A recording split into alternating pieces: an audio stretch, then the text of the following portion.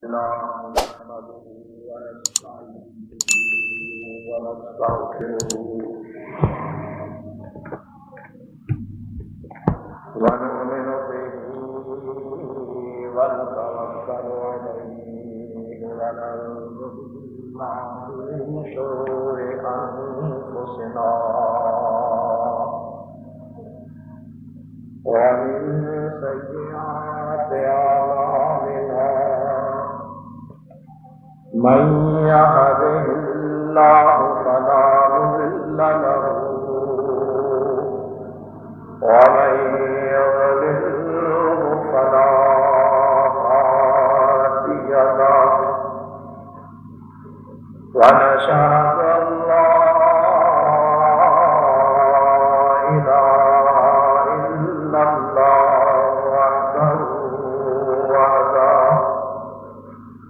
وحده لا شريك له شهادة تكون للنجاة وسيلة ولرفع الدرجات كفيلا ونشهد أن محمدا عبده ورسوله صلى الله تعالى عليه وآله وسلم أرسل الله تعالى بالحق بشيرا ونذيرا وداعيا إلى الله بإذنه وسراجا منيرا ومن يطع الله ورسوله فقد رشد واهتدى ومن يعص الله ورسوله فقد ضل وغوى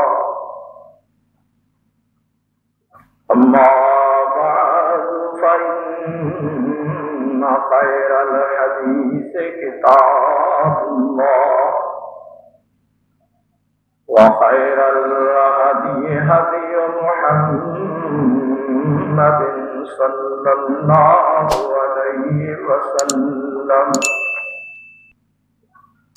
وشر الأمور محدثاتها وكل محدثة بدعة وكل بدعة ضلالة وكل ضلالة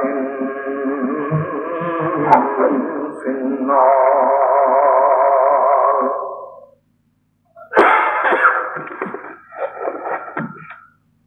اللهم صل على محمد وعلى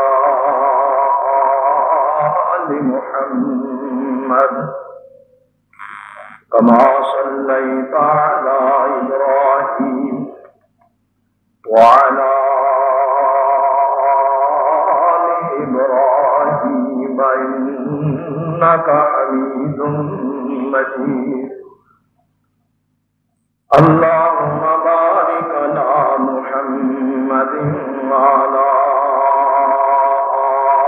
آل محمد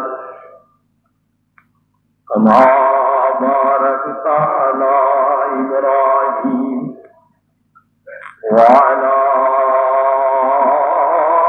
آل إبراهيم إنك حميد مجيد.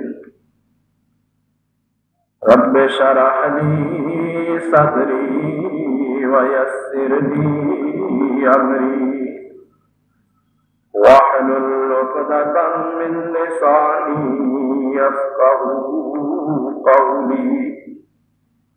رب اعوذ بك من همزات الشياطين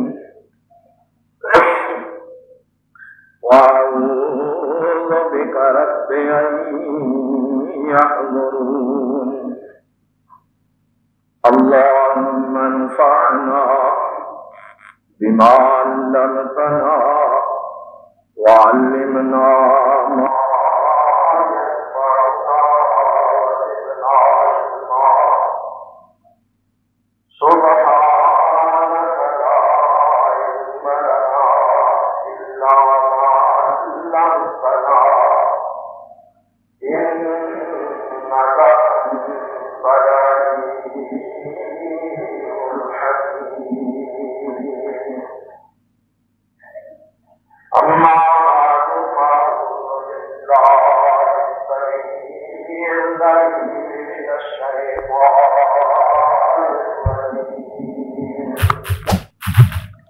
بسم الله الرحمن الرحيم إن الذين تدعون من دون الله عبادكم أمثال إن الذين تدعون من دون الله عباد أمثالكم فادعوهم فليستجيبوا لكم إن كنتم صادقين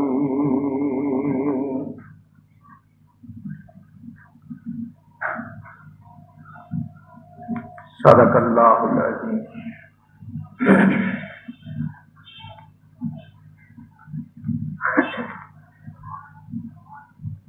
اللہ تعالی نے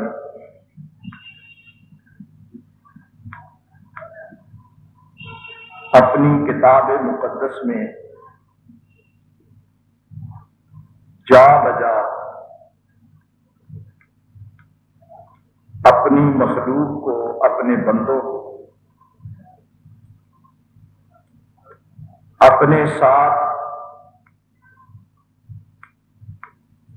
تعلق کو مضبوط اور مستحکم کرنے کا حکم دیا، اور یہ بات بتلائی کہ میرے بندوں ایک بات یاد رکھ لو، میرا ہی در ایسا در ہے کہ جس در پہ آ کر تم اپنی تمام حاجات کو، اپنی تمام دعاؤں کو، اپنی تمام آرزوؤں اور التجام کو پورا بھی کروا سکتے ہو اور باعزت بھی رہ سکتے. اگر تم نے میرا دروازہ چھوڑ دیا، مجھے بھول گئے، اور تم نے میرے بجائے کسی اور کے دروازے پر حاضری دی اور اس کی چوکٹ پہ سر چکایا، تو تمہیں حاصل بھی کچھ نہیں ہوگا اور ذلت بھی مفت میں ملے گی. کیوں؟ اس لیے مانگنا ہے تو اس سے مانگو جو سب کو دیتا ہے. جو خود فقیر ہو ان فقیروں سے بھلا تمہیں کیا ملے گا. ہمارے ہاں بڑے سے بڑے سخی کو بھی جب دیکھے اپنے کھانے سے کچھ بچ گیا تو کہتے ہیں پڑوسی غریب ہے اس کو دے دو. داسی ہونے کا خطرہ ہے، کہتے ہیں ساتھ ہی کوئی یتیم بچے ہیں، چلو ان کو بھجوا دو، بیچارے یتیم. اپنے منہ سے نکلا ہوا کسی کے آگے ڈال کر ہم سمجھتے ہیں سخاوت ہے. یہ سخاوت نہیں ہے، یہ دراصل وہ ذلت ہے کہ جو خالق و مخلوق کے تعلق ٹوٹنے سے حاصل ہوتی ہے. اللہ رب العالمین نے اسی لیے فرمایا ان الذین تدعون من دون اللہ عباد امثالکم، جن کو تم اللہ کے سوا پکارتے ہو وہ تو تمہاری طرح ہی بندے ہیں، وہ تو تمہاری طرح ہی بندے ہیں.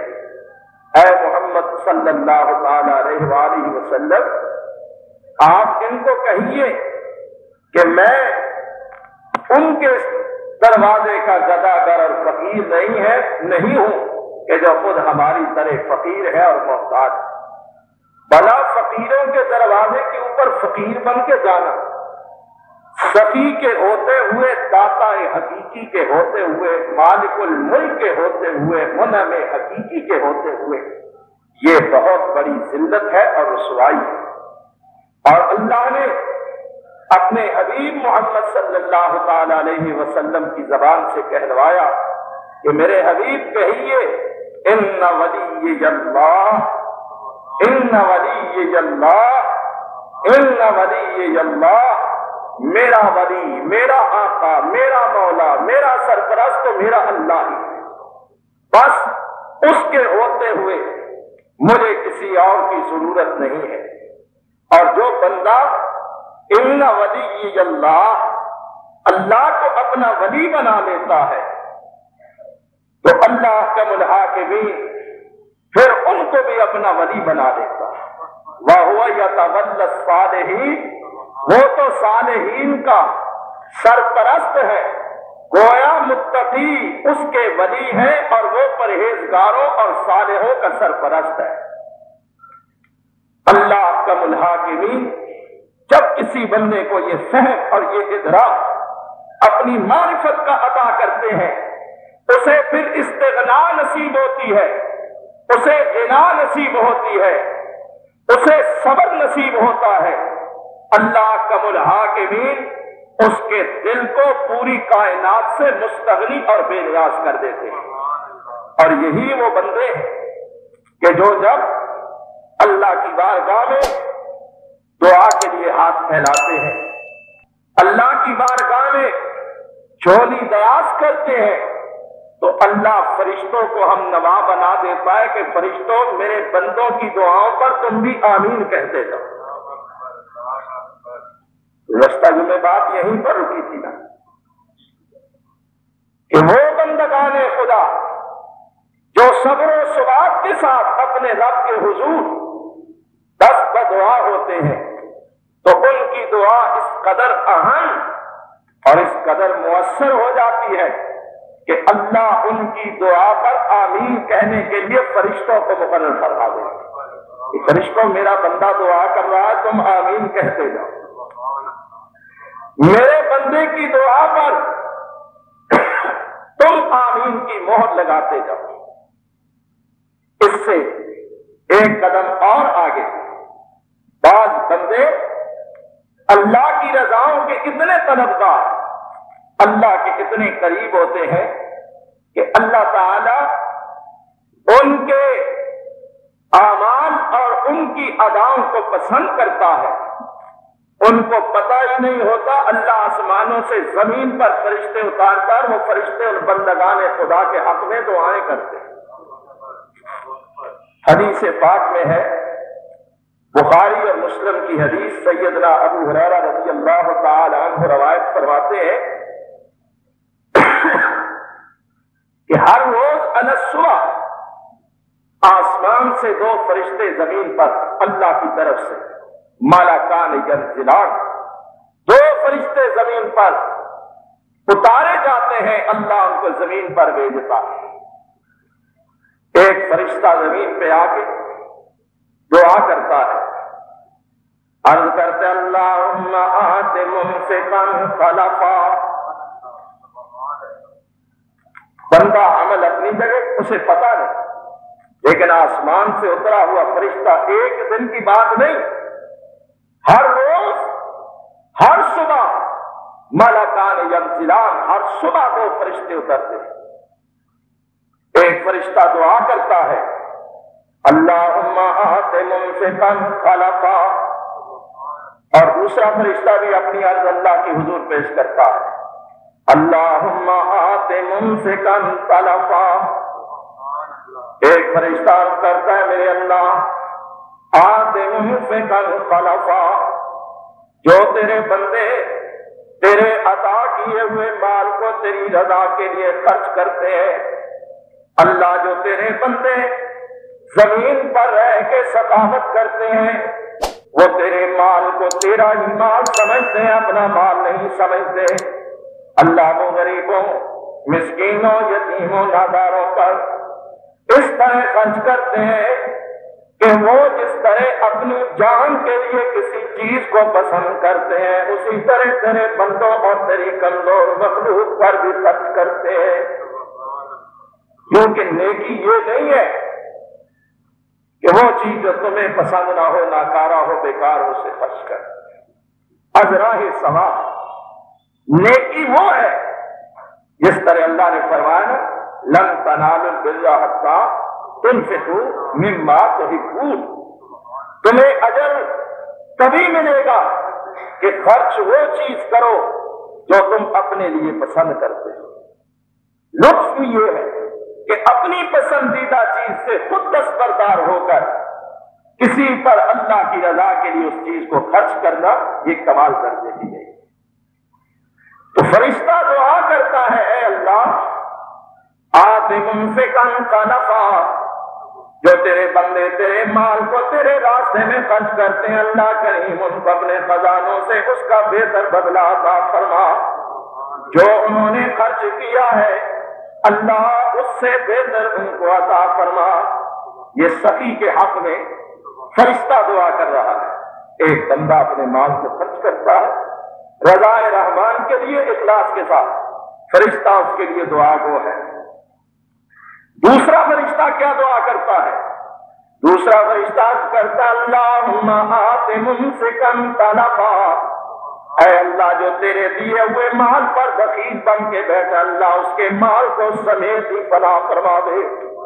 اللہ بخیل کے مال کو برباد کر دے، اس مال کو اس کے لیے وبال بنا، اس مال کو اس کے لیے وبال بنا دے۔ اور امر واقعہ یہ ہے کہ بے شمار ایسی مثالیں، مال صاحب مال لوگوں کے لیے وبال بن جاتا ہے، اپنے ذات پر اپنی اولاد پر ان کو خرچ کی توفیق نہیں ہوتی، تھانوں میں، کچہریوں میں، اسپتالوں میں اور نہ جانے کہاں کہاں حرام راستوں پر ان کا مال خرچ ہوتا ہے، ذہنی کوفت اور پریشانی بھی اٹھاتے ہیں اور مال بھی برباد کرتے ہیں، حاصل بھی کچھ نہیں ہوتا۔ یہ در حقیقت وہ بددعا ہے کہ جو کسی بخیل کے حق میں فرشتہ کرتا ہے، اور سخی کے لیے دعا کہ جو فرشتہ آسمان سے آنے والا کرتا ہے کہ اللہ اس سخی کے مال کو بڑھا دے۔ عمل رضا الہی کے لیے ہو تو اللہ تعالیٰ فرشتوں کو زمین پہ اتار کر دعائیں کرواتا ہے۔ اس سے بھی ایک قدم آگے بعض وہ لوگ ہیں کہ جن کے لیے صرف فرشتے ہی دعا نہیں کرتے، بلکہ ارض و سما کی ہر چیز، زمین و آسمان کی ہر چیز ان اللہ کے بندوں کے حق میں دعا گو ہے۔ رسول اللہ صلی اللہ علیہ وسلم فرماتے ہیں جو شخص طلب علم کے لیے، حصول علم کے لیے اپنے گھر سے نکلتا ہے، حصول علم کے راستے پہ گامزن ہوتا ہے، وہ حصول علم کے راستے پر نہیں چل رہا، وہ تو جنت کے راستے پر چل رہا ہے، وہ جنت کے راستے پر چلتا ہے۔ اور یہ جب اپنے گھر سے علم کو، دین کو، شریعت کو، قرآن و حدیث کو سیکھنے کے لیے نکلتا ہے، اللہ کریم فرشتوں کو بھیجتے اور فرشتے اس کے قدم و تلے پر بچھاتے ہیں۔ یہ فرشتوں کے پروں سے گزر کر حصول علم کے لیے درسگاہ کے اندر پہنچتا ہے۔ نبی اکرم صلی اللہ تعالی علیہ وسلم فرماتے ہیں یہ خوشبخت آدمی حصول علم کے اندر جب مصروف ہوتا ہے تو آسمانوں کی مخلوق اور زمینوں کی مخلوق، گویا آسمانوں کی تمام مخلوق اور زمینوں کی تمام مخلوق اس طالب علم کے لیے دعا کرتی ہے۔ نبی اکرم فرماتے ہیں حتی والحیتان فی جوف الماء، سمندر کے اندر مچھلیاں بھی اس اللہ کے بندے کے حق میں دعا کرتی ہیں کہ اللہ تو اس پر راضی ہو اور اس کو علم کی دولت سے سرفراز فرما۔ حضرت ابن عباس رضی اللہ تعالیٰ عنہ فرماتے ہیں کہ دو قسم کے لوگ ہیں کہ جن کو اللہ نے علم سے سرفراز کیا.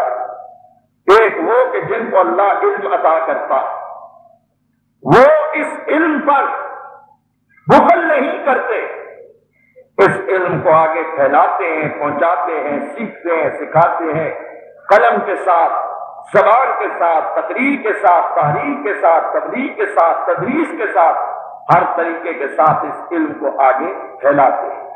اور وہ اس علم کے ساتھ دنیا کا مال، دنیا کا سونا چاندی اکٹھا نہیں کرتے کہ چلو یہ علم اب ہمیں ملا ہے، یہ ہمارے پاس ایسا ذریعہ ہے کہ اس سے ہم جائز ناجائز حلال و حرام کے فتوے فروخت کرتے پھرے. جس طرح اہل کتاب کے احبار و رہبان کا شیوا تھا کہ وہ لوگوں کو خوش کرنے کے لیے اور دنیا کا مال بٹورنے کے لیے حلال کو حرام اور حرام کو حلال کرا دے کر فتوے دے دیا کرتے تھے. جس طرح آج بھی ہمارے ہاں بھی بعض مفتیوں کا یہی شیوا ہے. لقب مفتی اعظم ہوتا ہے، لیکن ہے پتلے درجے کے بد نصیب لوگ کہ جو چند ٹکوں کی خاطر اپنے فتووں کو بیچ دیتے ہیں، دین کی آبرو کو فروخت کر دیتے ہیں، قلم کی حرمت کو پامال کر دیتے ہیں اور اپنے تقدس کو سر عام رسوا کر دیتے ہیں. فرمایا وہ لوگ جن کو اللہ نے دین کا علم دیا وہ اس پہ بخل نہیں کرتے بلکہ اس علم کو آگے پھیلاتے، اس علم کے ساتھ دنیا نہیں کماتے. فرمایا ایسا صاحب علم آدمی ارض و سما کی ہر مخلوق کی دعا کا مستحق بن جاتا ہے، اور قیامت کے دن جب اللہ کی بارگاہ میں آئے گا اللہ تعالیٰ اس کو نور کے منبر پر جلوہ افروز فرمائیں گے. اور دوسری طرف وہ شخص جس نے علم کو اپنے پاس رکھا، اس نے یہ نہ سوچا کہ اس علم کے مجھ پر تقاضے ہیں، میں تبلیغ کے ذریعے، تحریر کے ذریعے، تقریر کے ذریعے، تدریس کے ذریعے کسی نہ کسی طرح سے علم کو آگے پھیلاؤں. نہیں، بلکہ اس نے بخل کیا اور اس علم کو اپنے سینے کے اندر ہی رکھ کر کے دنیا سے کوچ کر گیا. اگر کہیں ضرورت پڑی بھی تو ماں دنیا کے مال و منال کی خاطر. فرمایا یہ وہ بد نصیب عالم ہے جس پر کائنات کی ہر چیز لعنت کرتی ہے، اور قیامت کے دن جب یہ اللہ کے دربار میں آئے گا تو اس کے منہ کے اندر آگ کی لگام ڈالی ہوئی. گویا یہاں بھی اسی تقابل کے ساتھ اللہ کا الحاکمین نے علماء حق اور علماء سو کے درجات کو بیان کیا کہ علماء حق وہ خوش قسمت گروہ ہے کہ جس کے لیے ارض و سما کی ہر چیز دعا کرتی ہے. حتیٰ کہ والحیتان فی جوف الماء، سمندر اور دریا کے پانیوں کے اندر جو مچھلیاں ہیں وہ بھی ان علماء کے حق میں دعا کرتی ہیں جو اللہ کے دین کے سچے خدمتگار ہیں. اور نبی کریم صلی اللہ تعالی علیہ وسلم فرماتے ہیں کہ عابد پر عالم کو اسی طرح فضیلت ہے جس طرح تمام ستاروں پر 14ویں کے چاند کو فضیلت ہوتی ہے. ایک وہ آدمی بڑا عبادت گزار، شب زندہ بیدار، نوافل پڑھنے والا، ذکر کرنے والا، اخلاص کے ساتھ تسبیحات کرنے والا، کنارہ کش ہو کر گوشہ نشین ہو کر اللہ کی بندگی اور عبادت اور ذکر و اذکار کرنے والا. دوسری طرف وہ بندہ جس کو اللہ نے علم کی دولت اور نعمت عطا فرمائی اور وہ اس علم کے عطیے کا حق بھی ادا کرتا ہے. فرمایا عابد ستاروں کی مانند ہے اور عالم 14ویں کے چاند کی طرح ہے. اللہ آسمانوں اور زمین کی تمام مخلوق کو اس کے حق میں دعا کرنے کا حکم دیتا ہے. جب یہ انداز پیدا ہو جائے تو اس وقت انسان خود بھی مستجاب الدعوات ہوتا ہے، اور ایسے بندوں کے لیے فرشتے ان کی دعاؤں پر آمین کہتے ہیں. ایسے بندوں کے لیے فرشتے زمین پہ آ کے دعائیں کرتے ہیں. ایسے بندوں کے حق میں ارض و سما کی ہر چیز دعا ہو ہوتی ہے. اور یہ درجہ، یہ فضیلت، یہ تقدس اور یہ برتری उस वक्त किसी बंदे को हासिल होती है कि जब वो अल्लाह के साथ ताल्लुक के अंदर मजबूत हो जाए। आज हमारी जिंदगियों का कमजोर पहलू यही है कि अल्लाह की जात के साथ ताल्लुक और ईमान कमजोर है, एतमाद कच्चा है कि पता नहीं अल्लाह हमारी सुनता भी है या नहीं, पता नहीं वो कबूल भी करता है या नहीं, पता नहीं हम मांगते हैं वो देता भी है या नहीं, और देगा तो कब देगा।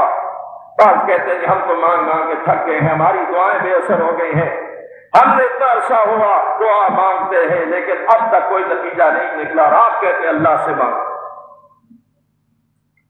बगदाद के अंदर एक मजसूब था, पागल दीवाना सा बंदा, वो दीवानों की तरह घूमता फिरता रहता था। तारिकुद दुनिया भी और तारिकुद दीन भी था। किसी ने पूछा क्या बात? कहा बात यह है कि मैं पहले अल्लाह को मानता, अल्लाह पर ईमान था, नमाजें पढ़ता, रोजे रखता, सदका खैरात करता, नेकी करता, जो भी मुझसे भलाई हो सकती थी करता था। फिर एक वक्त ऐसा भी आया कि मैंने अपनी एक हाजत, एक जरूरत को दुआ की सूरत में अल्लाह के सामने पेश किया, मांगता रहा, बड़े तसल्सल के साथ काफी वक्त दुआ करता रहा, लेकिन मेरी दुआ रंग न लाई, कबूल न हुई। मैंने मुख्तलिफ अंदाज इख्तियार किए लेकिन नतीजा कोई न। मांग मांग के थक गया, फिर आखिर मैंने मांगना छोड़ दिया। कहा अल्लाह तू देता नहीं तो मांगू क्यों? नहीं मांगू। मैंने ऐसा शैतान ने खलल दिमाग में डाला कि नमाज भी छोड़ दी। जब अल्लाह मेरी दुआएं नहीं सुनता, नमाज पढ़ने का क्या फायदा? सबका खैरात छोड़ दिया, नेकी छोड़ दी, इसी तरह रोजे छोड़ दिए, तमाम दीन को तर्क कर दिया। तारिक दुनिया पहले ही था, तारिक दीन भी बन गया। इस तरह मजसूबों और दीवान और पागलों के साथ बगदाद के अंदर वो घूमा करता। एक दिन वो एक गली से गुजर रहा था, क्या देखता है कि एक बच्चा 5, 6, 7 साल की उम्र का, एक लगोट उसने पहना हुआ है और अपने घर के दरवाजे के बाहर पड़ा रो रहा। दरवाजा बंद है, बार बार दरवाजा खटखटाता है और कहता है मां दरवाजा खोलो, लेकिन दरवाजा नहीं खुला। मजलूम कहता है मैं कुछ वक्त इसका तमाशा देखता रहा, चल पड़ा आगे, घूमता फिरता फिर पिछले पैर वापस आया तो अभी तक वो बच्चा वहीं पड़ा रो रहा था और बार बार दरवाजा खटखटा रहा था, दस्तक दे रहा, लेकिन दरवाजा नहीं खुला। मैं फिर चला गया, लेकिन 2 दफा इस मंजर को देखने के बाद मेरे ज़हन में बार बार ये ख्याल आता कि पता नहीं इस बच्चे ने क्या जुर्म किया कि मां ने बाहर निकाल दिया, दरवाजा बंद कर दिया और ये रो रहा है, चीख रहा, दरवाजा पीट रहा है, लेकिन दरवाजा खुलता नहीं और इसकी मां इसके लिए दरवाजे को खोलकर इसे अंदर नहीं डाली। कहता रात हुई तो फिर मैं आ गया, क्या देखता हूं कि अभी तक वो बच्चा वहीं पड़ा रो रहा है, दरवाजा खटखटा रहा है, चीख रहा है। मैं भी एक कोने पे होके बैठ गया और तमाशा देखता रहा। आधी रात गुजरी, सर्दी बढ़ी, बच्चे की चीखों पुकार भी बढ़ी। अचानक मां ने दरवाजा खोला, दरवाजा खोलकर बच्चे को सीने से चिमटाया और कहा बेटा तेरा जुर्म इतना बड़ा था कि मैंने तुझे घर से निकाल दिया, लेकिन तेरे रोने धोने को, तेरी चीखों पुकार को अब तेरी मां होने की वजह से मैं ज्यादा देर बर्दाश्त न कर सकी, लिहाजा मैं मजबूर और बेबस होकर दरवाजा खोले सीने से लगाया।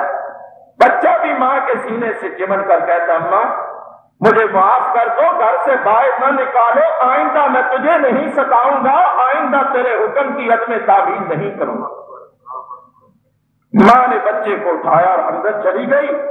मेरे भी दिल की काया पलटी। मैंने कहा मजजूम तू भी पागल ही है, تجھے اس بچے سے سبق حاصل کرنا چاہیے۔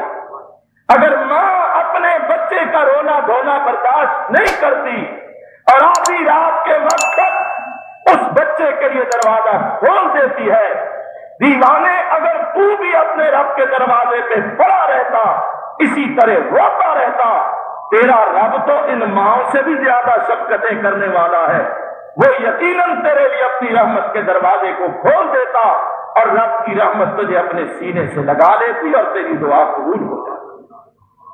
مجذوب کہتا ہے میرے دل کی کایا پلٹ گئی، اور اگلی رات آئی تو میں نے اس بچی کا سا انداز اختیار کیا جس طرح میں نے اس بچے کو چیختے چلاتے روتے دھوتے، اسی طرح میں نے بھی کہا اللہ اگر ایک ماں اپنے بچے پر اتنی مہربان ہو سکتی ہے تو میرے اللہ تو اپنے بندے پر تو اس سے بڑھ کر مہربان ہے۔ مجذوب کہتا ہے بس چند لمحوں کی بات تھی، جو دعا تھی اللہ نے اسے قبول کر لیا۔ ہم اللہ کا دروازہ چھوڑتے ہیں، ہمارا خالق ہے، مالک ہے۔ اللہ پاک نے کتے کو کبھی دیکھا، مالک اتنا ٹکڑا ڈالے، چھیچڑا ڈال دے، گندی غلیظ بوٹی ڈال دے، سوکھی روٹی ڈال دے، کوئی باسی چیز ڈال دے، وہ کھاتا ہے، زبان چاٹتا ہے، لیکن اپنے مالک کا دروازہ چھوڑ کر نہیں جاتا، وہی مر جاتا ہے۔ لیکن کتا کیوں مشہور ہے کہ وہ وفادار ہوتا ہے، وہ اپنے مالک سے بے وفائی نہیں کرتا۔ لیکن جب کوئی اللہ کا بندہ کہ جس کے سر پہ اللہ نے وَلَقَدْ كَرَّمْنَا بَنِي آدم کا تاج پہنایا ہے، جب یہ بندہ اللہ کا دروازہ چھوڑ کے غیروں کے دروازوں پہ بھیک مانگتا ہے اور کہتا ہے خواجہ نہ دے گا تو پھر کون دے گا، خواجہ نہ دے گا تو پھر کون دے گا، کبھی کہیں جاتا ہے کبھی کہیں جاتا ہے کہ فلاں نہ دے گا تو پھر کون دے گا، فلاں نہ دے گا تو پھر کون دے گا۔ میں کہتا ہوں بدبخت کوئی نہیں دینے والا، اللہ ہی دینے والا ہے۔ ساری کائنات اس کی بارگاہ کی فقیر ہے اور وہ ساری کائنات کا داتا ہے، سب کو عطا کرنے والا ہے۔ یقین کامل کے ساتھ، وفاؤں کے ساتھ، مستقل مزاجی کے ساتھ، ایمان محکم کے ساتھ اللہ کے دروازے پہ بیٹھ جاؤ، اس کی چوکھٹ پہ سر رکھ دو، ہر خیال کو اپنے دماغ سے نکال دو تو دیکھو اللہ کس قدر اپنی رحمتوں کو نچھاور کرتا ہے۔ بھائیو، ہمارے مانگنے کے اندر کوتاہی ہے، اللہ کے دینے کے اندر کوئی کمی نہیں۔ سچی بات یہ ہے کہ ہمارا ایمان ڈگمگا چکا ہے، ہمیں مانگنے کا، اس کو منانے کا، اس کے سامنے سر جھکانے کا، اس سے طلب کرنے کا اور اس سے سوال کرنے کا ہمیں سلیقہ ہی نہیں آتا۔ اور یاد رکھیں یہ دعا، یہ اللہ کے سامنے سوالی بن کر حاضر ہونا، یہ تو معمولی بات نہیں ہے۔ دنیا کے اندر بھی اللہ ہی ہے کہ جو اپنے بندوں کی جھولیاں بھرتا ہے، اور قیامت کے دن یہ دعا ہی ہے کہ جس دعا سے جنت کے دروازے کھلیں گے اور جس دعا سے معاشر کی تلخیوں میں آسانیاں ہوں۔ رسول اللہ صلی اللہ تعالی علیہ وسلم فرماتے ہیں لِكُلِّ نَبِيٍّ دَعْوَةٌ مُسْتَجَابَةٌ، اللہ کا الحاکمین نے ہر نبی کو فرمایا کہ میرے نبی میں تیری ایک دعا ہر صورت میں قبول کروں گا، جو دعا تو کرنا چاہتا ہے کر لے، میں تیری دعا رد نہیں کروں گا۔ فرمایا فَتَعَجَّلَ كُلُّ نَبِيٍّ دَعْوَتَهُ، ہر نبی نے جلدی کی اور دنیا کے اندر اس دعا کے حق کو استعمال کر کے دنیا میں اس دعا کو اللہ سے مانگ لیا۔ وَإِنِ اجْتَمَعْتُ دَعْوَتِي شَفَاعَةً لِأُمَّتِي إِلَىٰ يَوْمِ الْقِيَامَةِ، لیکن میں نے اس ایک دعا کا حق دنیا میں استعمال نہیں کیا، میں نے اس دعا کو قیامت کے دن کے لیے اپنی امت کی شفاعت کے لیے محفوظ رکھا ہوا۔ فرمایا فَهِيَ نَائِلَةٌ إِنْ شَاءَ اللَّهُ مَن مَاتَ مِنْ أُمَّتِي لَا يُشْرِكُ तुश्रिक बिल्लाहि शैआ, मेरी इस दुआ का फायदा इंशाअल्लाह मेरी सारी उम्मत को पहुंचेगा, मगर इस दुआ के फायदे से वही मारूम होगा जिसने अल्लाह के साथ शिरक किया हो। मुशरक के सिवा मेरी सारी उम्मत क़यामत के दिन मेरी इस दावत के फवाइद से, समरात से बेरावर होगी, और ये मेरी दुआ उसके लिए शफाअत का सबब बने। फरमाया नबी पाक अलैहिस्सलाम की उम्मत पर शफकत, हर नबी ने उस दुआ को जिसका अल्लाह ने इख्तियार दिया दुनिया में उसका हक इस्तेमाल कर दिया, लेकिन हमारे नबी ने इस दुआ का हक दुनिया में इस्तेमाल नहीं किया, क़यामत के दिन के लिए अपनी उम्मत के लिए महफूज रखा हुआ है। और हज़रत सल्लल्लाहु तआला अलैहि वसल्लम फरमाते हैं कि क़यामत के दिन लोग तलखियों से परेशान होकर सोचेंगे कि आज हम किस तरह अल्लाह की नजर करम और नजर इल्तिफात के हकदार हो सकते हैं। लोग कहेंगे चलो आज आदम अलैहिस्सलातु वस्सलाम को कहते हैं कि वो हमारी सिफारिश कर दे। आदम बड़ी शान वाले, बड़े मुकाम वाले, हजरत आदम से अर्ज करेंगे जनाब आज आप सिफारिश फरमा दें। हजरत आदम फरमाएंगे कि नहीं, आज का दिन वो दिन है कि मुझे खुद अल्लाह के सामने जाते हुए डर लगता है। तुम्हें बचाते बचाते मेरा ये हिसाब शुरू हो गया तो क्या जवाब दूं। नूह अलैहिस्सलाम के पास जाएंगे कि ए आदम सानी, आपने तो 950 साल मेहनत की है, 950 साल, 9.5 सदियां मेहनत की है। आइए, हजरत नूह अलैहिस्सलाम फरमाएंगे आज मेरा काम नहीं है कि अल्लाह के हुजूर हाजिर। आज कहते हैं नबी हमारे मुर्शिद ने बड़ी मेहनत की है, ये हमें बचाएगा क़यामत के दिन। ये क्या मेहनत की है? ये कच्चे धागे के साथ 40 साल कुएं में उल्टे लटक कर चिल्ला काटा है, ये ना बचाएगा तो कौन बचाएगा। नादानो, ये मेहनत नहीं है कि 40 साल अगर उल्टा लटक कर कच्चे धागे के साथ कुएं में लटक कर बकौल तुम्हारे उल्टे तो ज़िबा किए हुए जानवर लटकाए जाते हैं, इंसान तो उल्टे नहीं लटकाए जाते। जिनको तुम कहते हो उल्टे लटक के मेहनत करने वाले हैं, तुम उन्हें वली कहते, मैं तो उन्हें इंसान समझने के लिए तैयार हूं।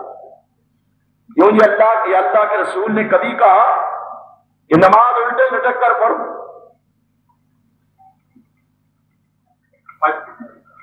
अल्लाह ने जो इबादत का तरीका बताया है वो ये है कि क़ूमू लिल्लाहि क़ानितीन। खुदा के बंदे सोचा करो, ये जो करामतें बनाकर पेश करते हैं ये करामतें या इंसानियत की तज़लील है, तौहीन है। अल्लाह ने अपने नबी की उम्मत के लिए इबादत का अंदाज किस तरह मुकर्रर किया।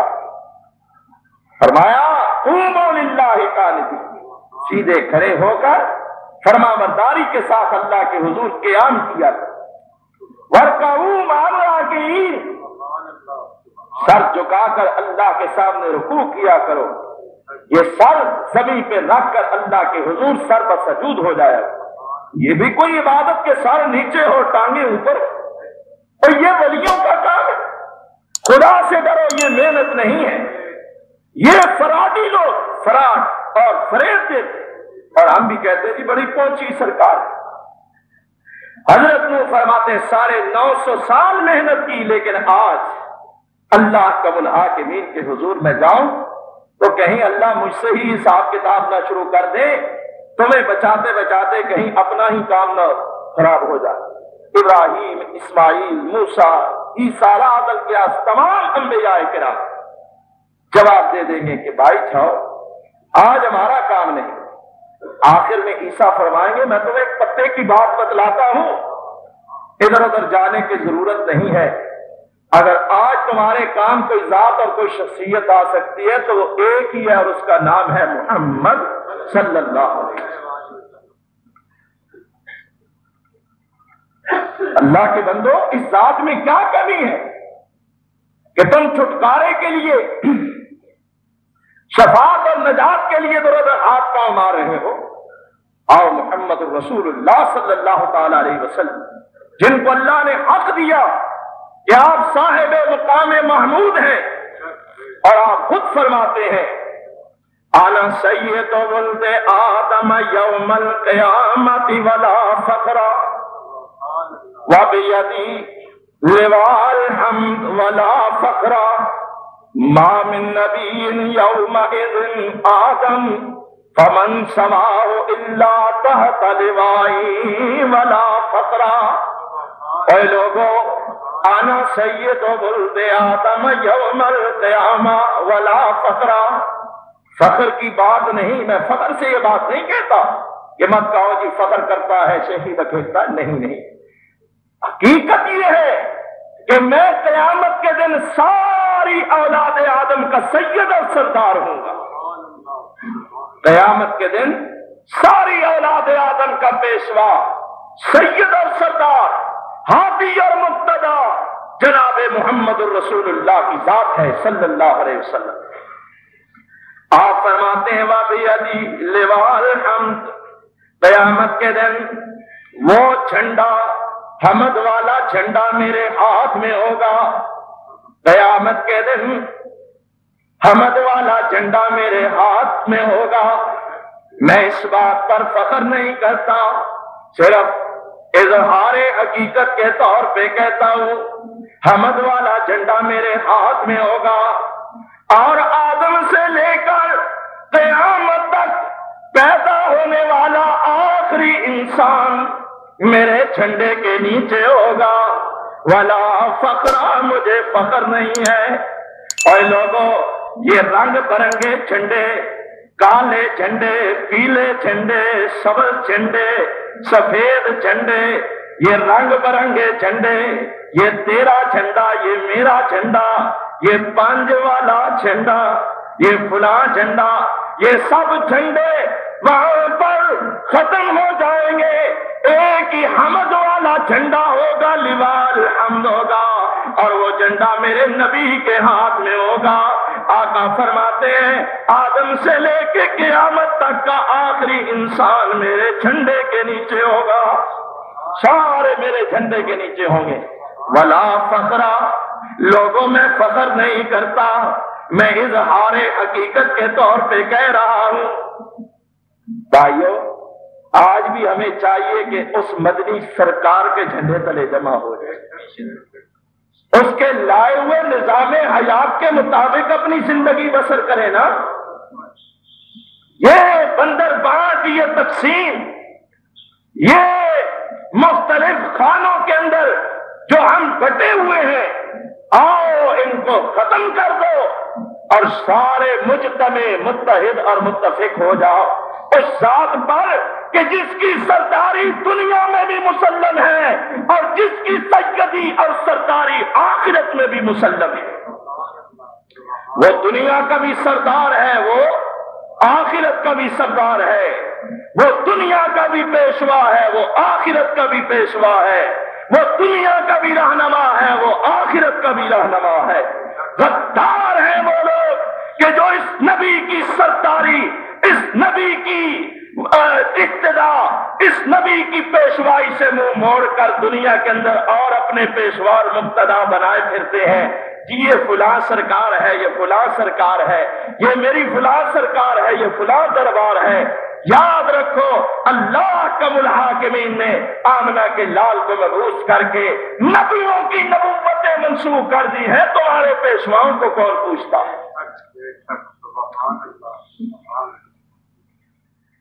حضرت عیسیٰ فرماتے ہیں جاؤ لوگوں، آج ایک ہی ذات ہے جس کے لیے اللہ نے دنیا میں اعلان کیا، عَسَىٰ أَن يَبْعَثَكَ رَبُّكَ مَقَامًا مَحْمُودًا۔ اے مصطفیٰ، ہم نے آپ کو صاحب مقام محمود بنایا ہے، اسی لیے حضرت نے فرمایا نا کہ ہر مسلمان میرا امتی جب آذان سنے آذان کے بعد یہ دعا پڑھے، آذان کے بعد دعا پڑھے. کیا دعا؟ صلی اللہ علیہ الصلاۃ والسلام علیک. یاد رکھو بھائیو، ہم درود کے منکر نہیں ہیں، لیکن یہاں پر ہوا کیا، بنا ہمارے ساتھ کیا؟ نبی نے فرمایا دعا پڑھو. اب کچھ اور پڑھ کر ہم نے نبی کے فرمان کو پسے پشت ڈالا یا نہ، اور نبی کے حکم کو ہم نے پسے پشت ڈال کر اس جگہ ایک نئی ایجاد شدہ بات کو لا کر رکھ دیا. سرکار دو عالم نے اسی لیے فرمایا کہ جب کسی جگہ سے کسی سنت کا خاتمہ ہوتا ہے تو اس کی جگہ بدعت لے لیتی ہے.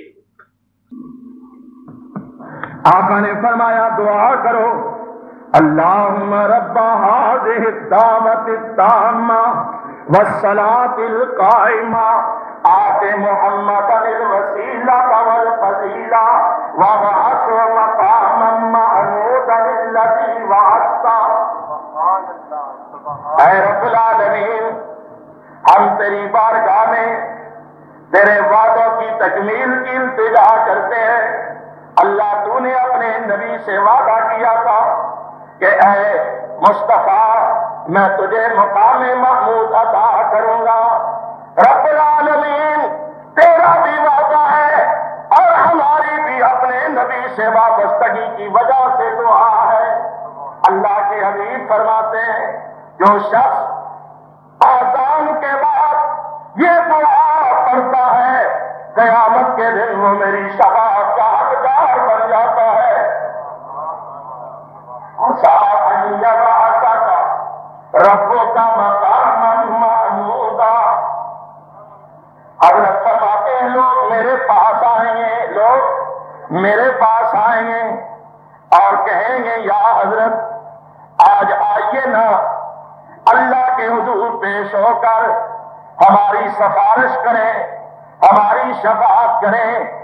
لوگوں یاد رکھو، لوگ گھر بیٹھ کر الزام لگاتے ہیں کہ یہ شفاعت کے منکر ہے، لیکن یاد رکھو ہمارا ایمان ہے شفاعت محمدی حق ہے، شفاعت محمدی حق ہے. اس شفاعت کا منکر کافر ہے، لیکن یاد رکھو اس شفاعت کے ساتھ ہم کسی اور نتو کی شفاعت کو تسلیم نہیں کرتے. آدم سے لے کے عیسیٰ تک کوئی شافع نہیں ہے، کوئی اور شافع کیسے ہو سکتا ہے؟ روز قیامت کا، یوم قیامت کا، میدان محشر کا شافع فقط ایک ہے اور اس کا نام ہے محمد ابن عبداللہ صلی اللہ علیہ وسلم. ایک شافع.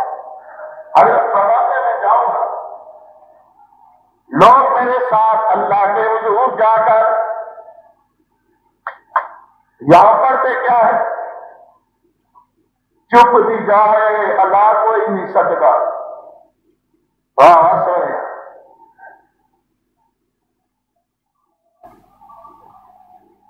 خدا جس نے پکڑے چھڑائے، محمد محمد کا پکڑا چھڑا گئی.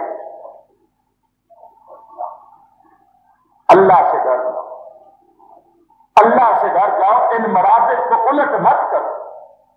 اللہ کو اللہ رہنے دو، محمد کو رسول اللہ ہے.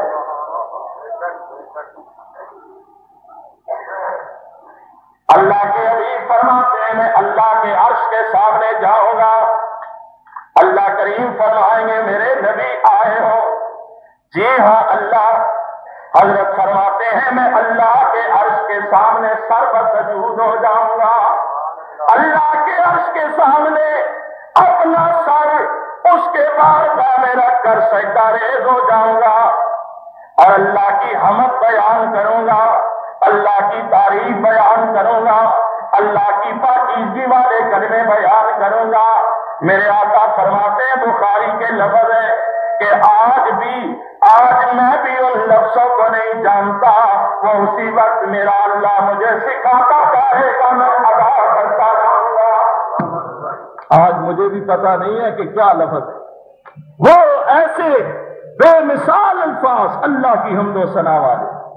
میں اللہ کی حمد و ثنا بیان کرتا جاؤں گا، اللہ کی تعریف بیان کرتا جاؤں گا، یہاں تک میرا اللہ مجھے مخاطب کر کے فرمائے گا ارفع راسک یا محمد وقل تسمع وسل تعطی واشفع تشفع۔ ارفع راسک یا محمد، اے محمد پیارے سر سجدے سے اٹھائیے، سر سجدے سے اٹھائیے۔ اللہ ایت الکرسی کیا ایت الکرسی ہے؟ من ذا الذی یشفع عندہ الا باذنہ، من ذا الذی یشفع عندہ الا باذنہ۔ اور کوئی نہیں کہ اس کے ہاں جائے اور شافع بن کے کھڑا ہو جائے۔ شافع وہی بنے گا جسے اللہ اذن اور حکم اور اجازت عطا کرے گا، یہ نہیں کہ جو آئے۔ اللہ فرماتے ہیں حالانکہ شفاعت کے وعدے ہیں، صاحب مقام محمود آیا ہوا ہے، سید و ولد آدم یوم القیامہ اللہ کی بارگاہ میں حاضر ہے، لیکن اذن ہو رہا ہے، اجازت مل رہی ہے۔ احکم الحاکمین اپنے حبیب کریم کو فرما رہے ہیں ارفع راسک یا محمد، اے محمد سجدے سے سر اٹھائیے، وقل کہیے جو کہنا چاہتے ہیں، محبوب کہیے جو کہنا چاہتے ہیں، وقل تسمع، میرے محبوب آپ کہتے جائیں، آپ کا رب آپ کی باتوں کو سنتا جائے گا۔ کہنا آپ کا کام ہے، محبوب سننا میرا کام ہے۔ وصل توتا وصل توتا وصل توتا، اے محبوب سوال کرنا آپ کا کام، اے محبوب مانگنا آپ کا کام، اے پیغمبر ہاتھ پھیلانا آپ کا کام، جولی دراز کرنا آپ کا کام، حرف مدعا کو زبان پہ لانا آپ کا کام۔ وصل توتا، سوال آپ کرتے جائیں عطا میں کرتا جاؤں گا۔ واشفع تشفع، میرے حبیب آپ شفاعت کریں، آپ کی شفاعت کو قبول کیا جائے گا۔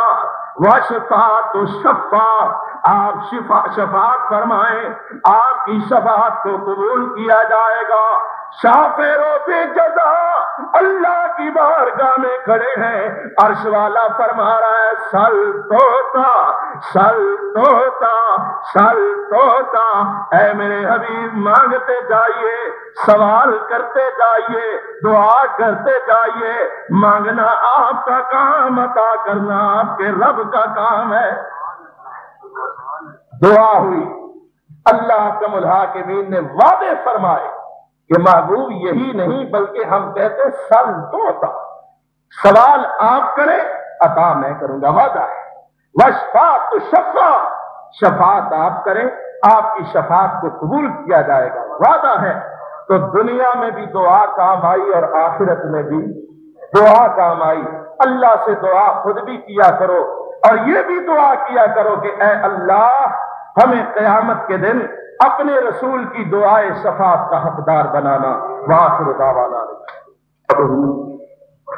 ونستعینہ ونستغفرہ ونؤمن بہ ونتوکل علیہ ونعوذ باللہ من شرور انفسنا ومن سیئات اعمالنا، من یہدہ اللہ فلا مضل لہ ومن یضللہ فلا ہادی لہ، ونشہد ان لا الہ الا اللہ وحدہ لا شریک لہ، شہادۃ تکون للنجاۃ وسیلہ ولرفع الدرجات کفیلہ، ونشہد ان محمدا عبدہ ورسولہ صلی اللہ علیہ وآلہ وسلم، ارسلہ اللہ تعالی بالحق بشیرا ونذیرا وداعیا الی اللہ بإذنہ وسراجا منیرا، ومن یطع اللہ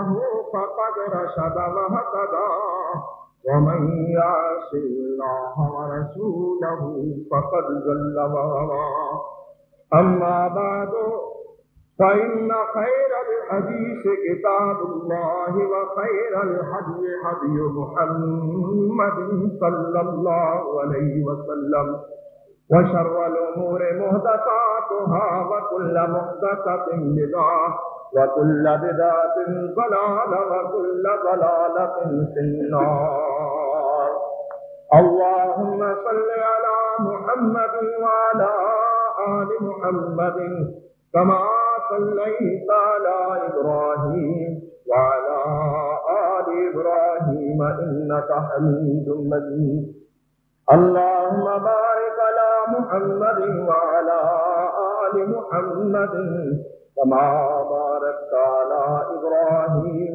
وعلى آل إبراهيم إنك حميد مجيد اللهم أيد الإسلام والمسلمين اللهم أعز الإسلام والمسلمين اللهم انصر الإسلام والمسلمين اللهم انصر من نصر دين محمد صلى الله تعالى عليه وسلم واجعلنا منهم واخذل من خذل وعارض وصرف عن دين محمد صلى الله عليه وسلم ولا تجعلنا منهم اللهم أنت ولينا في الدنيا والآخرة توفنا مسلمين وألحقنا بالصالحين اللهم حبب إلينا الإيمان وزينه في قلوبنا وكره إلينا الكفر والفسوق والعصيان